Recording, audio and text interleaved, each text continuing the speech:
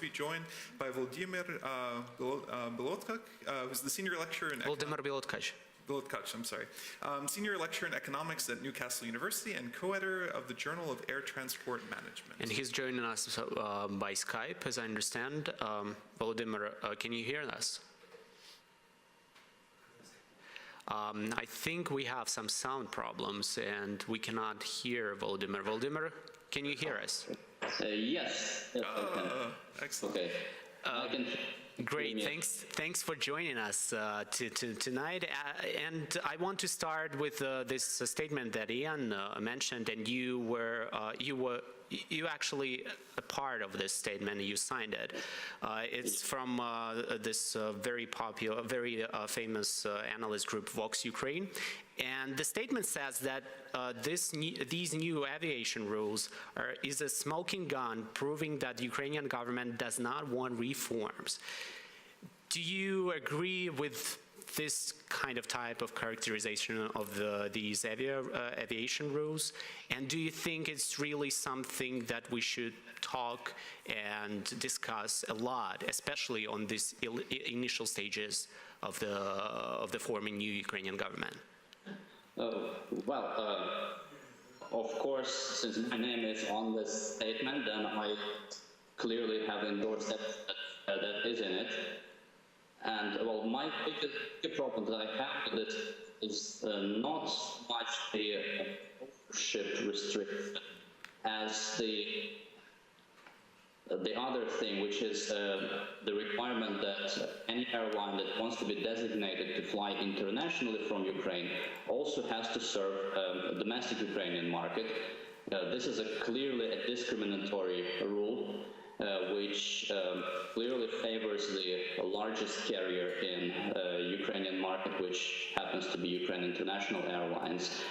And it does signal to the rest of the world that Ukrainian government, the new Ukrainian government, which declares itself committed to reform and market liberalization, is in fact interested in continuing to create those artificial barriers to competition that the old Ukrainian government has become quite famous for. So basically you're saying that's lobbying on a part of bigger business structure. For example, we're talking right now about Ukrainian International Airlines, which is the biggest airline carrier in Ukraine, and that's the company that will win the most out of these regulations, right? Yes, exactly. So if these regulations are enacted, well, I know that for now they have been sort of put on hold. So if these regulations are enacted, then indeed it will be easier for Ukrainian International Airlines to get designated to fly internationally from Ukraine. But again, I want to clarify here that these regulations, that's not something illegal or something that the Ukrainian government doesn't have right to do, right, as I understand. But what it does, it just limits the competition. And supporters of these regulations, in particular Ukrainian government, they say that the situation on the Ukrainian market is aviation market is very harsh, especially they lost Donetsk region, which was kind of really big for aviation industry in Ukraine, for aviation business. They lost Crimea, which is also a very important region for them. And they need some kind to save the Ukrainian aviation industry. Why do you think that these kind of protective measures are not very helpful? Okay, so first of all, on your point that the regulation is not illegal, well, it is not illegal, but that's not the relevant issue. The relevant issue is that the regulations that have been proposed are creating an uneven playing field for different competitors. If, for instance, something like that were to appear on the table of the European Commission's Director General for Competition, I am quite sure that it would not take them long to to prohibit such rules from ever coming into force. Well, as for the Ukrainian domestic market, it is true that two largest routes, that's Kyiv-Simferopol and Kyiv-Donetsk, have been lost, and well, for now I would say indefinitely, due to actions of Ukraine's neighbor. And it is true that the domestic Ukrainian market is not in a very good state. Well, if you add to this the decline in consumer disposable income and devaluation of the Ukrainian national currency, I mean, all these things, of course, do not help domestic Ukrainian market, to say the least. However, well, if you want to, well, first of all, do you have to preserve the domestic flights? I mean, currently there are flights on a number of routes. The market is quite thin. I doubt that it would be able to sustain enough competition or much competition at this stage. However, if you want to develop the Ukrainian market, the domestic market, what you have to do is, well, first of all, open it up to competition so that every airline that wants to fly between any two endpoints can do so. Second of all, well, just regulate the safety and that's it. And second of all, focus on reforming the Ukrainian economy so that it becomes easier. Volodymyr, yeah. I'm sorry I interrupting you, but as I understand, this conflict, the whole scandal revolves again around Ukrainian International Airlines, and they're tied to this, I think right now, the most powerful Ukrainian oligarch, Hromadske, and actually what a lot of analysts see here is lobbying on part of his company at the moment. Is that the case here? And if it is, what to make out of those messages and statements we got this week from Ukrainian tax authorities, and they're actually arrested some of bank accounts of Kolomysk's Ukrainian International Airlines. It's really confusing. I mean. Well, so I'm not going to comment much on lobbying. I mean, it looks like there has been some lobbying behind the scenes, so just indirectly you see the rules which sort of benefit the largest carrier, and also, well, so it means that probably the owners have lobbied for those.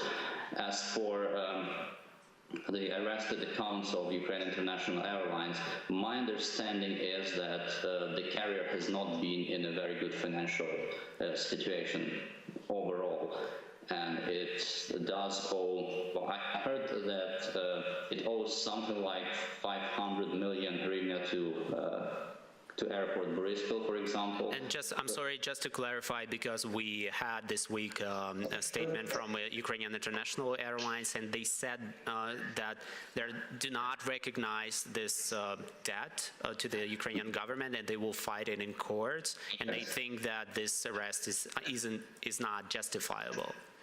Mm-hmm.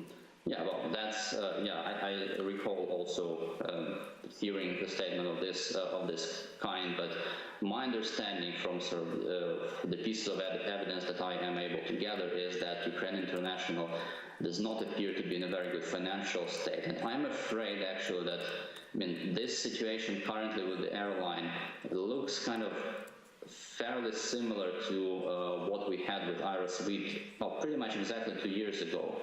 When the carrier was not paying its counterparties and it ended up going bankrupt. I hope that this is not going to happen to Ukraine International.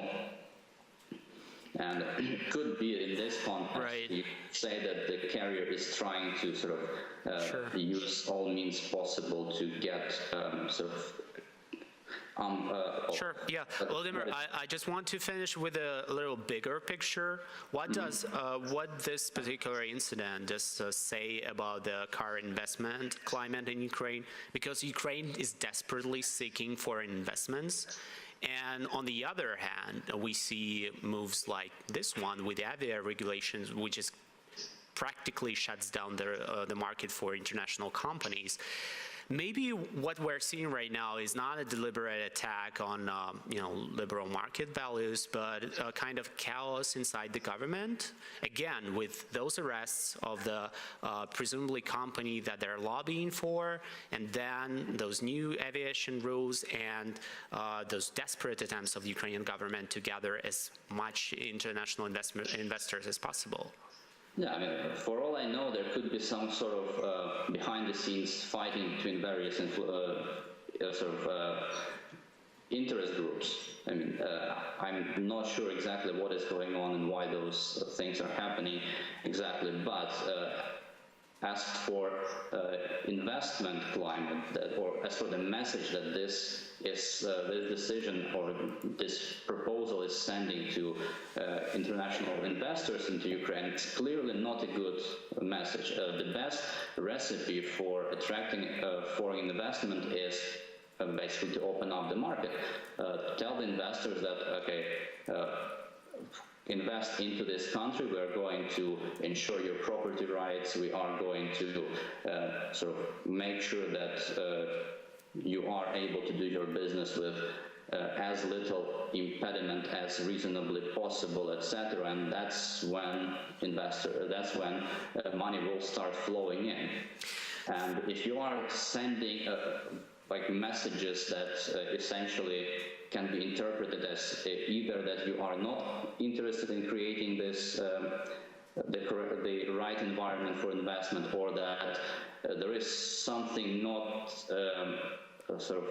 clear within your government, obviously this, and on top of that there is a war going on in the country, obviously this will make investors extra cautious. Thanks a lot. Thanks for joining us. It was Volodymyr Bilotkach from Newcastle University. He joined us via Skype from United Kingdom.